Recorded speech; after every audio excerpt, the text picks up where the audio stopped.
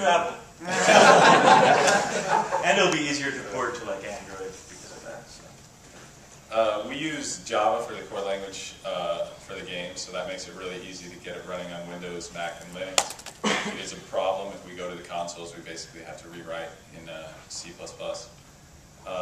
For graphics APIs, etc., we use OpenGL, OpenAL, and we use a pretty cool library called LWJGL. And so that just provides bindings for all the native stuff into Java.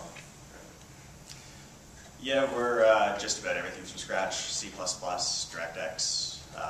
We have some libraries for loading sound files, but for the most part, all written by us. And custom tools for map editing and localizing the strings and stuff like that. I got a follow-up, but I'll wait. Go ahead. I'm just curious if you guys actually buckled down and created game design documents and technical design documents before beginning your development process. And if so, how true did the final vision stay to your document? Absolutely not. Yeah, that's we have a wiki online, or a private wiki that we use to keep track of design as we do it, but virtually no work done ahead of time. Do you think the work would have benefited from having documentation ahead of time? We really didn't know what we were doing when we started, so for our next project, I think the work we're doing now ahead of time is going to help, but for Hegemony, probably not as much. Yeah, we had nothing. You know, I think you got to do a certain amount of prototyping. I mean, I know not everyone does, but for us, prototyping told us what we were going to work on. It told us what we needed to do. If I was going to do another game, I would probably start to write a design doc because it's really easy to do and it's fun to imagine all this stuff. But it would probably be thrown out pretty quick. I did make a Google Doc called Design Document. I think it says Falling Blocks. But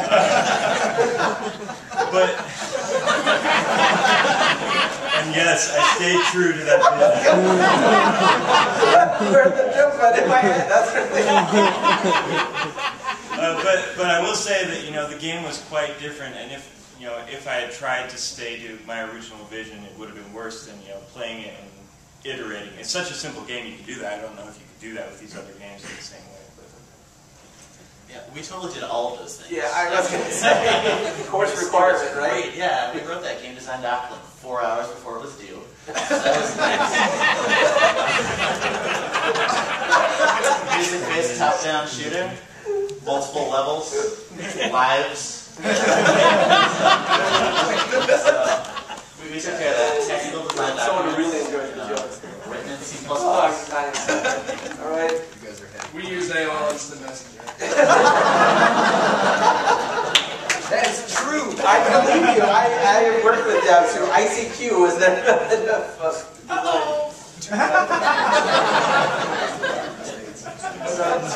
When you're working on is it red or another feature, another level, how do you know when it's actually finally on? How do you avoid feature creep when you aren't up against a aside from the school project, when you're not up against a real deadline in terms of hitting retail or anything like that? How do you know when we're done with the game? Poverty. It was really hard for us to avoid feature creep, actually. With half the team being programmers, it's kind of what we do best. But eventually we just had to decide that, well, the game is, it's playable.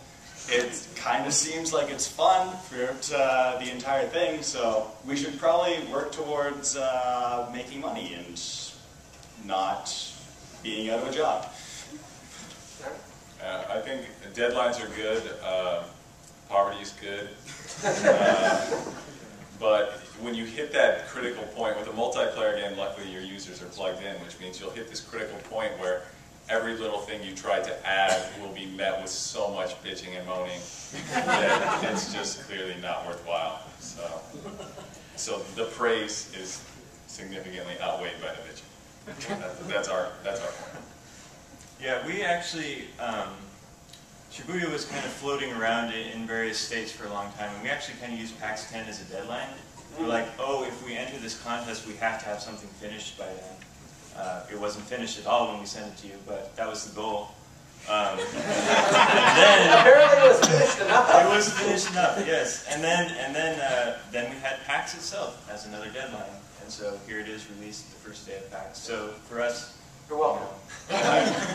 We need some sort of external deadline because that happens so easily to just keep working on it. I tried to set lots of deadlines. It never worked. It doesn't work when it comes from. Dave was our business and marketing person, and he's no longer with us. I mean, he's with us.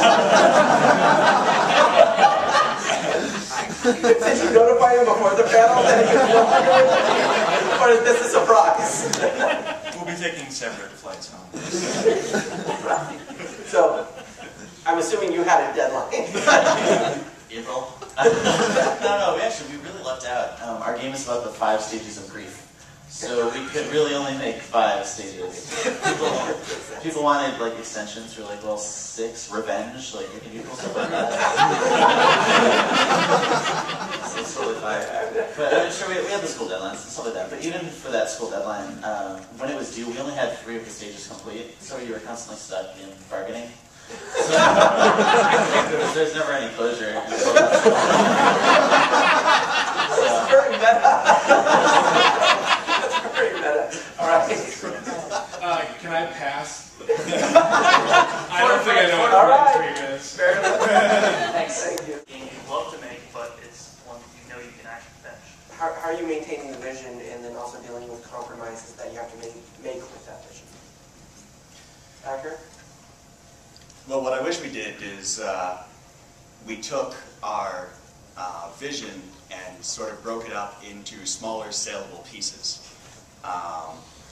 Because we chose a really hard project to make, but a lot of the tech that we were building as we went along the way could have been made into smaller games, which could have helped fund our ultimate vision. Could you elaborate a little? I don't know what game you worked on.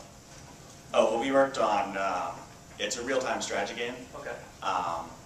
And I like to think that we can compete with AAA titles, so it's, full 3D modeling for everything and completely seamless map that zooms all the way out to all of ancient Greece. So that was part of our full vision, but we could have made a more standard RTS along the way with, individual maps and the sort of thing which people are used to. And we could have sold that as we were working towards our vision. And that would have made things a lot easier for us. I don't know what stage you're in development, but in terms of someone just thinking about what project to take on, I would say certainly restrict yourself to what you know you can do, and then a little less, because you never expect it. And there's a huge difference between developing a commercial game and a non-commercial game. So if you want it to be commercial, you got to you really got to know you can do it, and it's going to be so much more work. There's so much crap, there's so much marketing, there's so much managing the business, setting up a payroll, and all sorts of junk that has absolutely nothing to do with game design or anything you're interested in, most likely. So don't necessarily go into something saying this should be commercial. Make some fun games. Make some games you know you can do, because that's more fun than failing. And then if something's awesome, if you find awesome gameplay in some new thing you've done, then you can go and say, okay, do I have $50,000 in the bank? Do I have a guy who will stick with me for this whole project? And at that point, try to go commercial. So basically the thing that I've seen with a lot of people, at least starting out, granted yes I'm in school, but I do pay attention to these things, scale is always understated. People go and they figure they're going to make a game, right? And they've got the most grandiose idea of having 80,000 players, attacking and beating World of Warcraft, and that just doesn't happen. They totally underestimate how much work is going to go into it, all the manpower and all that stuff. So that's why I always say start as small as you possibly can, and then start even smaller. Like just make that top-down shooter, and then make it cool and polish the crap out of it. add particle effects, polish. Would you find yourself to stay motivated working on something that's scaled down so much? No, because if it's scaled down, you get to see things happening faster, and you get to make them cooler, right? And because you've got this time that you would have allotted trying to do networking for 80,000 people, and surely that just doesn't happen. So, excuse my language. But anyway, so it's all good. All right. We're not school, buddy. I know. Sorry, I've got administrators here. Shut up. You have a hall pass? Just a little bit. Anyway. But no, I mean, you get to see things happening at a much more rapid rate, and it's really cool because you're motivated to constantly make those things cooler and just elaborate on them, right? But it's all stepping stones. So. Thank you. So, my experience obviously is with music, but maybe the concept is the same, and that's that. So, when I'm doing all this music for Super Meat Boy, obviously, I'm just like, I want to do absolutely everything I get told. I'm like, anything you want, I'm going to do it. I want to do tons of it. And like, it turned out, like, I wrote 50 minutes of music for this game in like 9 months. So it turned out, and that's like other projects too. So like, it was just a ton of music. But as far as like, sometimes I would have like these grandiose ideas about how like, because I'm a fucking awful guitar player, really bad. Like I could play like power chords and rhythm stuff, whatever. But once like fingers have to go in different places, it's just a joke. It's over. But like those limitations, like you were saying about how like he was saying that you can get things done faster when you don't like try to do way too much. And it's some of the things that ended up doing them a certain way. I had all these crazy ideas for super elaborate arrangements and all kinds of people being recorded and stuff, and then what it ended up being, like, just was perfect. And I can't imagine it, being any different. So, I mean, it's true that sometimes being limited too, like, I think a big reason why, like, people love chiptune music and why all that stuff was so great in the past is because, in part because of those limitations. So, sometimes I think those budget and time constraints can make you do your best work. Thank you. Thanks. Hey guys, first thanks for taking the risk associated with making all these games. I think that's really awesome. I look forward to purchasing your guys' games. What are your favorite indie games that you guys are currently playing?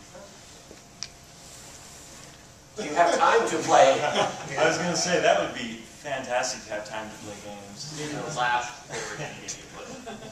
That's the great thing about being a musician is like I hear that from like programmers and stuff like, oh man, I'm too busy programming games to play games. I'm like, dude, I just get high and play Warcraft and make music sometimes. It's like, I feel sorry for you guys, but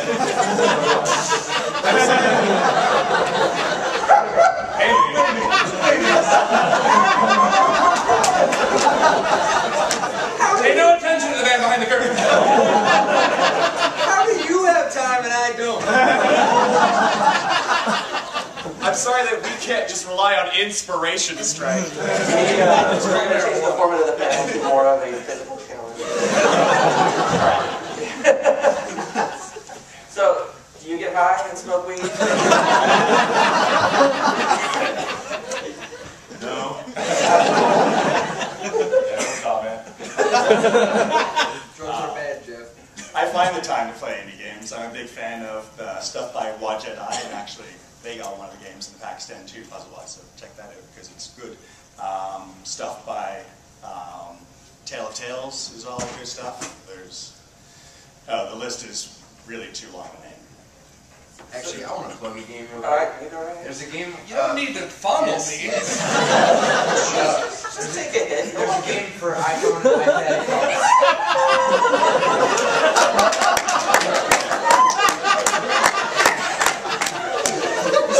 I know I'm supposed to moderate the panel, but I'm not quite sure how to moderate that.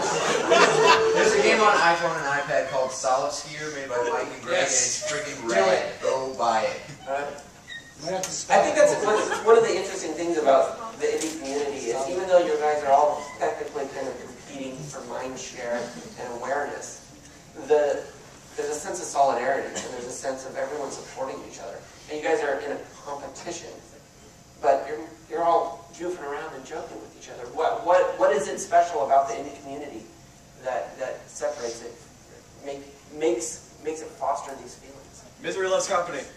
That's the best answer I've ever heard of that question. I was going to say we're just pretending, but